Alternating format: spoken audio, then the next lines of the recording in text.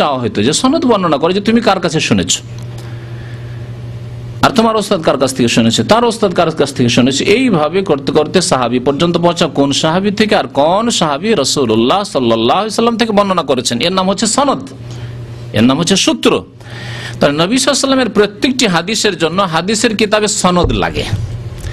একজন তাবেঈ বর্ণনা করেন যদি আর বলেন কালা রাসূলুল্লাহ, বলতে হবে যে কোন সাহাবী থেকে শুনেছেন আপনি, না তাবেঈ থেকে শুনেছেন। হতে পারে সাহাবী হলে তো ঠিক আছে, কিন্তু তাবেঈ যদি তাবেঈ থেকে শুনেন তো তাবেঈ কেমন ছিল, হ্যাঁ, তার সার্টিফাই লাগবে, তিনি নির্ভরশীল ছিলেন কিনা, আস্থাভাজন ব্যক্তি, বিশ্বস্ত ব্যক্তি ছিলেন কিনা, সেকা ছিলেন কিনা, এগুলি হচ্ছে হাদিসের সহিহ জয়ীফ হওয়ার মাপকাঠি।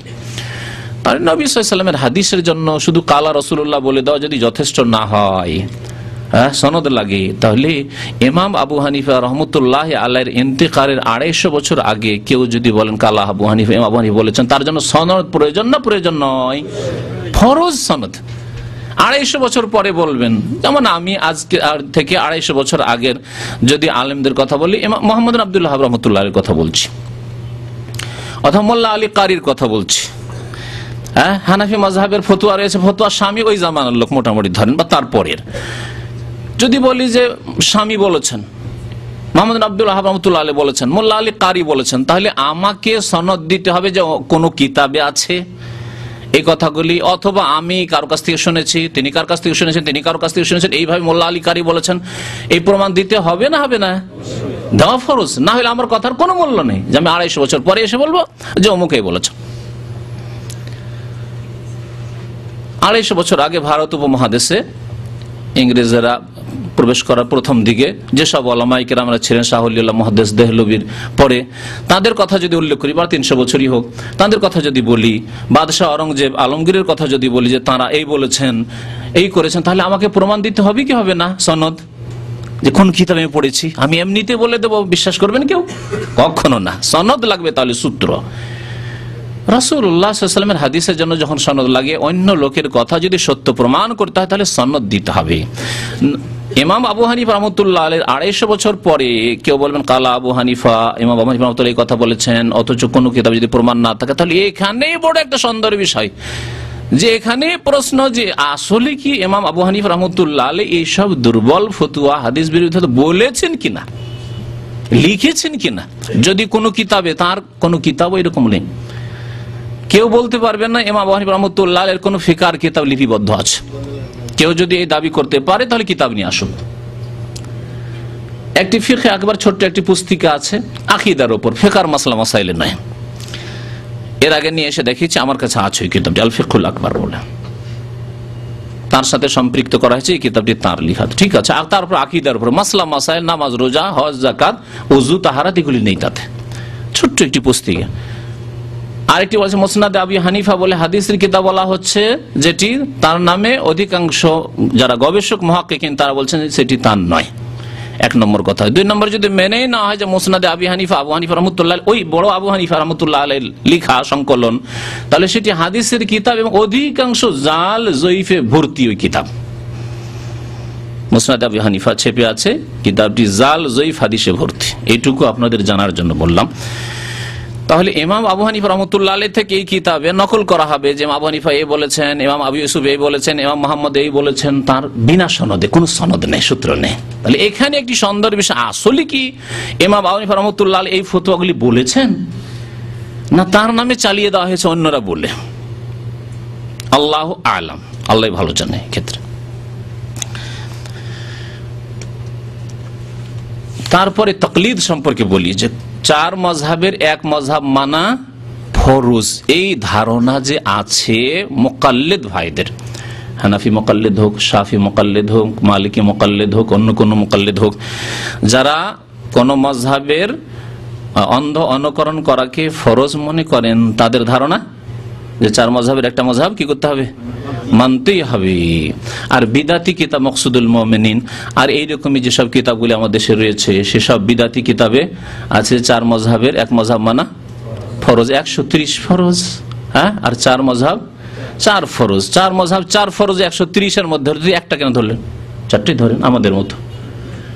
যেমন আমরা মনে করি যে 4টার মধ্যে হক সীমিত, 4টার একটাই হক সীমিত নয়।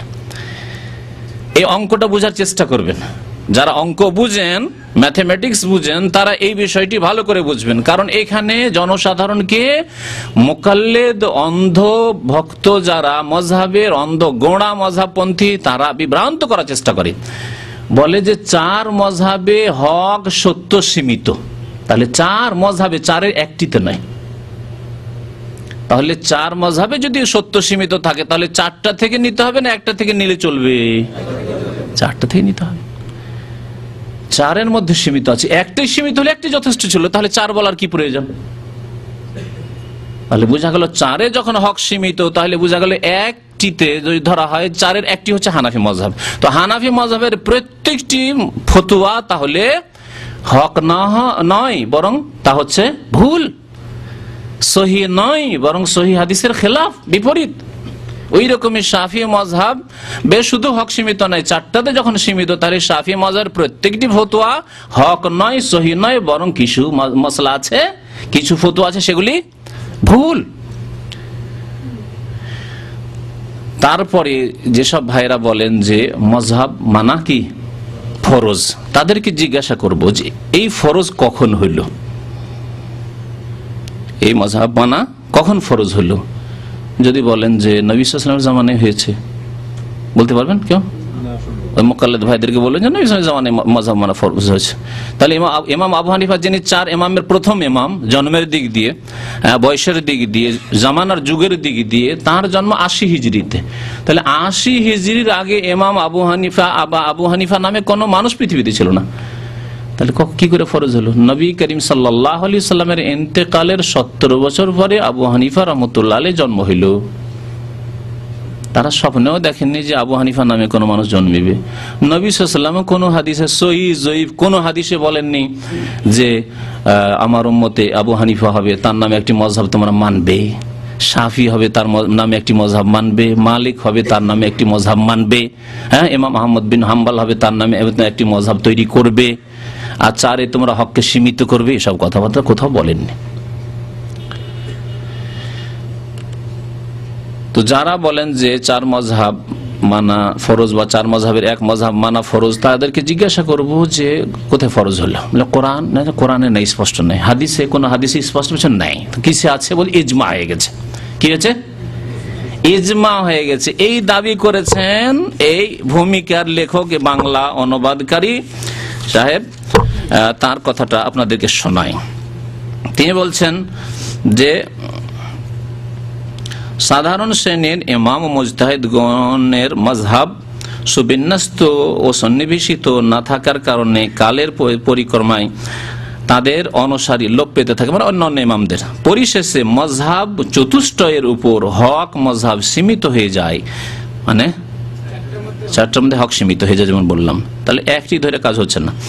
এবং এ ব্যাপারে উম্মতের ইজমা প্রতিষ্ঠিত হয়, এ ব্যাপারে উম্মতের ইজমা প্রতিষ্ঠিত হয়। ইজমা শব্দটি কি? আরবি শব্দ, তাই না? আজমা ইউজমা ইজমান ফাহুয়া মুজমিউন, বাবে ইফআল। আরবি গ্রামার শোনাচ্ছে আপনাদেরকে। আজমা মানে হচ্ছে ঐক্যমত করা, ইজমা করা মানে ঐক্যমত করা। আচ্ছা, যদি সারা পৃথিবীর বিশিষ্ট আলেমদের, বিশিষ্ট ব্যক্তিদের, ধর্মীয় ক্ষেত্রে বিশিষ্ট আলেমদের, আর যদি মেডিকেলের ক্ষেত্রে হয়, ডাক্তারি ক্ষেত্রে হয়, তাহলে বিশিষ্ট ডাক্তারদের, আর যদি বলা হয় যে ইঞ্জিনিয়ারদের, তাহলে বিশিষ্ট ইঞ্জিনিয়ারদের, বৈজ্ঞানিকদের হয় তাহলে বিশিষ্ট বৈজ্ঞানিকদের কি হতে হয়? তাহলে একটা মিটিং, বৈঠক হতে হয়। তাহলে 4 মজহাবের উপর যদি ইজমা হয়ে থাকে, তো এই মিটিংটি, এই বৈঠকটি কোন দেশের কোন শহরে হয়েছিল আর কোন সালে হয়েছিল? এই ইতিহাস 1400 বছরের ইতিহাসে কেউ প্রমাণ দিতে পারবে? কোনো প্রমাণ নেই। সারা পৃথিবীর ওলামায়ে কেরাম, বিশিষ্ট ওলামায়ে কেরাম কোন জায়গায় মিটিং করেছেন আর পাশ করেছেন ইজমা, আজমা ইজমা ইজমান, ইজমা করে ফেলেছেন যে আমরা ইজমা করলাম যে এখন 4 মজহাবের এক মজহাব মানা ফরজ, এমন কোন মিটিং, বৈঠক, অনুষ্ঠান হয়নি। তাহলে এই দাবি হচ্ছে মুখের দাবি, দলিলবিহীন মিথ্যা দাবি। আল্লাহ পাক রব্বুল আলামিন এইরকম যারা ধর্মের ক্ষেত্রে মিথ্যা বলেছে, তাদেরকে আল্লাহ পাক রব্বুল আলামিন কি করবেন? যারা মারা গেছে আল্লাহ পাক ভালো জানেন, আর যারা বেঁচে আছে আল্লাহ পাককে বলবে, আল্লাহ পাক তুমি তাদেরকে হিদায়াত করো। যারা বলে চার মজহাবের এক মজহাবে মানার ওপর ফরজ হওয়ার ওপর ইজমা হয়ে গেছে, যদি তারা বেঁচে থাকে আল্লাহ পাক তাদেরকে যেন হিদায়াত